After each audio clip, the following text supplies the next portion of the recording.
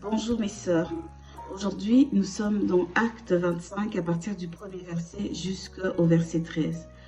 Ce passage fait partie du voyage que Paul entreprend jusque vers Rome où il doit aller rencontrer César. Dieu lui a dit, il sait que c'est la volonté de Dieu et il sait qu'il doit comparaître devant César.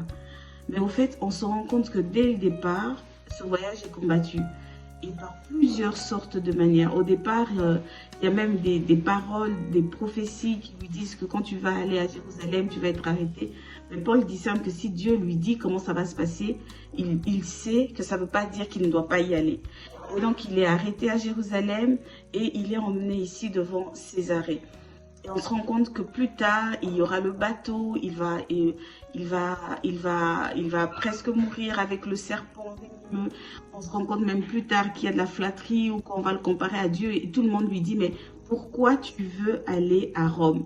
Et en fait, c'est sur ça que je voudrais qu'on s'arrête un moment de pourquoi et comment Paul est ferme dans sa décision. Ici, il est donc devant Césarée, les sacrificateurs, les principaux sacrificateurs et tous les Juifs essayent de convaincre Césarée de le ramener à Jérusalem et de le tuer en route, au fait. Donc, il y a tout un piège, mais le but, c'est qu'il n'arrive pas à Rome.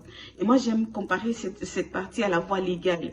Que le diable fait tout pour que Paul n'arrive pas à Rome, il essaie toutes sortes de voies. Et ici, c'est un peu la voie légale de l'histoire pour essayer de convaincre Paul de ne pas aller à Rome. Mais Paul est ferme. Et même dans cette voie légale, il la connaît. Il ne va pas à gauche, il dit, je n'ai péché ni contre les Juifs, ni contre César.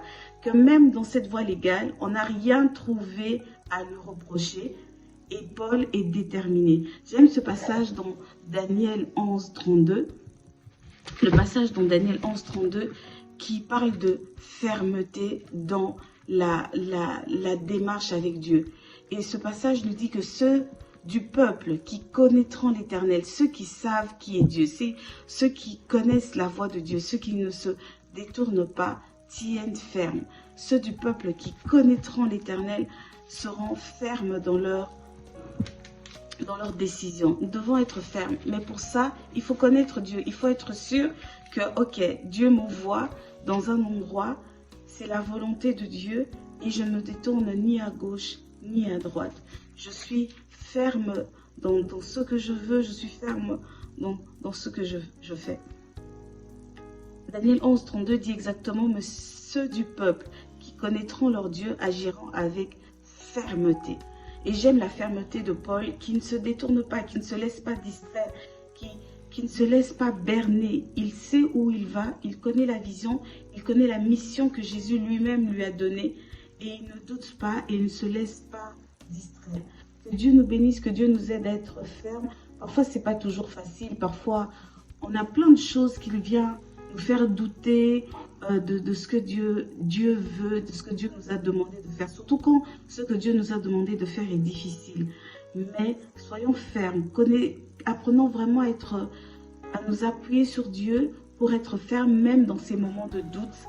De savoir, ça me fait penser à Abraham quand il part sacrifier Isaac. On voit cette attitude de fermeté que Abraham a. Il sait ce que Dieu lui a demandé de faire. Il n'en parle même pas autour de lui pour éviter tout justement de se laisser distraire. Il ne parle pas à Sarah, il n'en parle pas aux serviteurs qui l'accompagnent. Il n'en parle même pas à Isaac au départ. Il sait ce que Dieu lui a demandé de faire. Il y va avec fermeté. Que Dieu vous bénisse.